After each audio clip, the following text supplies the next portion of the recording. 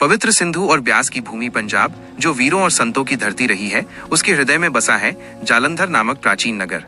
ये कोई साधारण स्थान नहीं, बल्कि एक ऐसा तीर्थ है जहाँ प्रेम, त्याग और मातृशक्ति का सबसे कोमल रूप साकार हुआ है। यहीं स्थित है माँ त्रिपुर मालिनी का दिव्य शक्तिपीठ। पौराणिक गाथाओं में वर्णित है कि ये वो पावन भूमि है जिसे देवी सती के स्तन के गिरने से शाश्वत पावनता मिली। स्तन जो वात्सल्य, पोषण और जीवन का प्रतीक है। आज भी ये धाम भक्ति, तपस्या और शक्ति के अद्वितीय केंद्र के रूप में भक्तों को पोषण और आध्यात्मिक बल प्रदान करता है।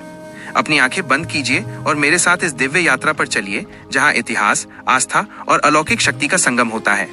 दक्ष यज्ञ का स्मरण और महातांडव। कल्पना कीजिए उस भयानक क्षण की। राजा दक्ष के यज्ञ में जब माता सती का अपमान हुआ और उन्होंने स्वयं को यज्ञ की अग्नि में भस्म कर दिया, तो सृष्टि की धुरी ही डोल गई। प्रेम की पराकाष्ठा पर किया गया वह त्याग महादेव शिव के हृदय में ऐसा गहन शोक और क्रोध बनकर उभरा कि उन्होंने सती के निष्प्राण शरीर को अपने कंधे पर उठाया और फिर आरंभ हुआ उनका महातांडव। शिव का क्रोध, उनकी विरह वेदना, उनके डमरू की ध्वनि, ये सब मिलकर पूरी सृष्टि को विनाश की ओर ले जाने लगे। धरती कांप उठी, पहाड़ टूटने लगे और स्वर्ग से लेकर पाताल तक हर प्राणी भयभीत हो उठा। कहीं कोई शांति न रही। देवता और ऋषि मुनि सभी आतंकित थे। वे समझ गए थे कि यदि ये शोक जारी रहा तो ब्रह्मांड का अस्तित्व मिट जाएगा। विष्णु का सुदर्शन चक्र और विभाजन का दिव्य क्षण। सृष्टि की रक्षा हेतु देवताओं ने मिलकर भगवान विष्णु से करुण प्रार्थना की। जगत के पालक ने उनकी पुकार सुनी और उन्होंने शिव के इस प्रचंड शोक को शांत करने का एकमात्र उपाय खोजा, शरीर का विभाजन। विष्णु ने अपने अमोघ अस्त्र सुदर्शन चक्र को आदेश दिया।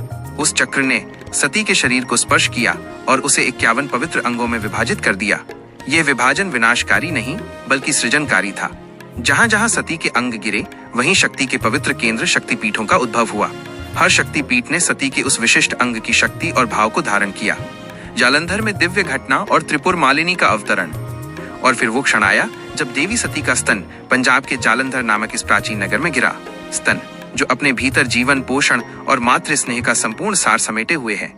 जैसे ही ये पवित्र अंग धरती पर गिरा, यहाँ एक दिव्य, अत्यंत कोमल प्रकाश प्रकट हुआ। समस्त वातावरण माँ के वात्सल्य और तेज से आलोकित हो उठा।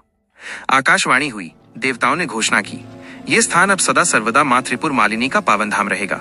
त्रिपुर मालिनी अर्थात तीनों लोगों को मोहित करने वाली या 3 नगरों की अधिष्ठात्री। ये नाम माँ की उस अनंत शक्ति को दर्शाता है जो पूरे ब्रह्मांड को पोषण और सुंदरता प्रदान करती है। इस क्षण से जालंधर की ये भूमि माँ के शाश्वत वात्सल्य का केंद्र बन गई। त्रिपुर मालिनी का वरदान और वात्सल्य। माँ त्रिपुर मालिनी ने इस पवित्र धाम से अपने भक्तों को अत्यंत मूल्यवान वरदान प्रदान किया। उनका वरदान केवल भौतिक नहीं, बल्कि आध्यात्मिक और भावनात्मक था। उन्होंने कहा, जो कोई श्रद्धा और सच्चे मन से यहाँ मेरी पूजा करेगा, उसे संतान सुख, समृद्धि और अटूट आध्यात्मिक बल प्राप्त होगा।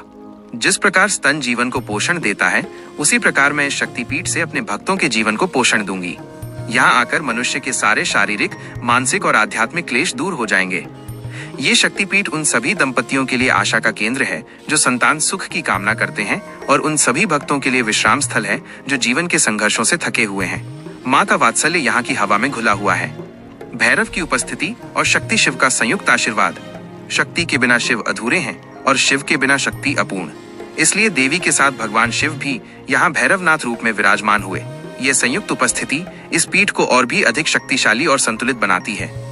माँ त्रिपुर मालिनी शक्ति ऊर्जा का प्रतिनिधित्व करती हैं, जबकि भैरवनाथ शिव चेतना का। माँ और महादेव की संयुक्त उपासना से ये पीठ भक्तों को न केवल शक्ति प्रदान करता है, बल्कि उन्हें उस शक्ति को सही दिशा में उपयोग करने की चेतना भी प्रदान करता है।